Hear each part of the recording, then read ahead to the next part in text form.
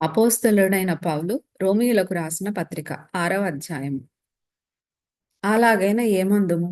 కృప విస్తరింపవలనని పాపమందు నిలిచియుందుమా? అట్లనరాదు. పాపము విషయమై చనిపోయిన మనము ఇక మీదట ఎలాగు దానిలో జీవించుదుము?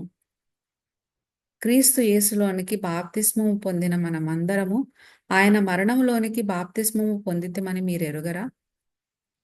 కాబట్టి తండ్రి మహిమ వలన క్రీస్తు మృతులలో నుండి ఎలాగు లేపబడెనో, అలాగే మనమును నూతన జీవము పొందిన వారమై నడుచుకొనున్నట్లు మనము బాప్తిస్మము వలన మరణములో పాలు పొందుటకై ఆయనతో కూడా పాతిపెట్టబడితిమి.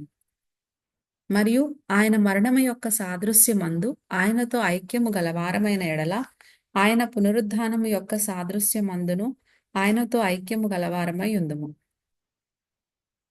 ఏమనగా మనమికను పాపమునకు దాసులము కాకుండుటకు పాప శరీరము నిరర్ధకమగునట్లు మన ప్రాచీన స్వభావము ఆయనతో కూడా సిలువ వేయబడెనని ఎరుగుదుము. చనిపోయిన వాడు పాప విముక్తుడని తీర్పు పొంది ఉన్నాడు.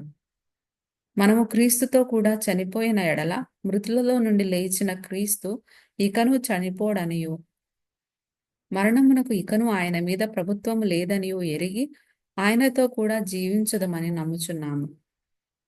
ఏలయనగా ఆయన చనిపోవుట చూడగా పాపము విషయమై ఒక్కమారే చనిపోయాను గాని ఆయన జీవించుట చూడగా దేవుని విషయమై జీవించుచున్నాడు. అటువలే మీరును పాపము విషయమై మృతులుగాను దేవుని విషయమై క్రీస్తు యేసునందు సజీవులుగాను మిమ్మును మీరే ఎంచుకొనుడి.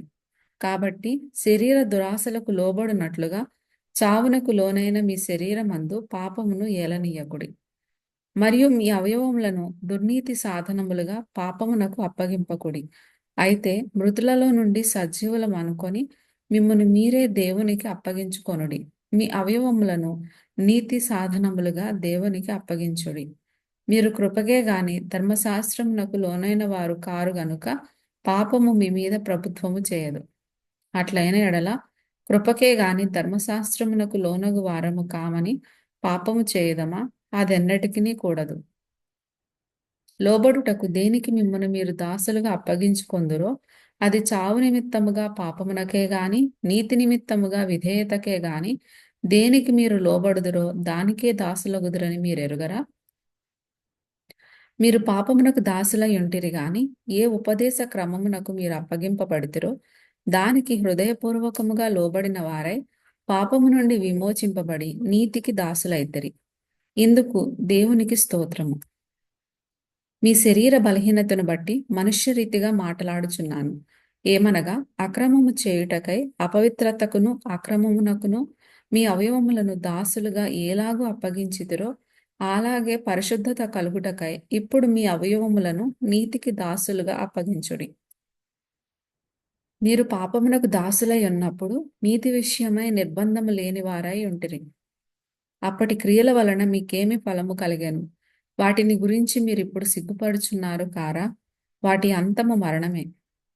అయినను ఇప్పుడు పాపము నుండి విమోచింపబడి దేవునికి దాసులైనందున పరిశుద్ధత కలుగుటయే మీకు ఫలము, దాని అంతము నిత్యజీవము. ఏలయనగా పాపము వలన వచ్చు జీతము మరణము, అయితే దేవుని కృపావరము మన ప్రభువైన క్రీస్తు యేసునందు నిత్యజీవము.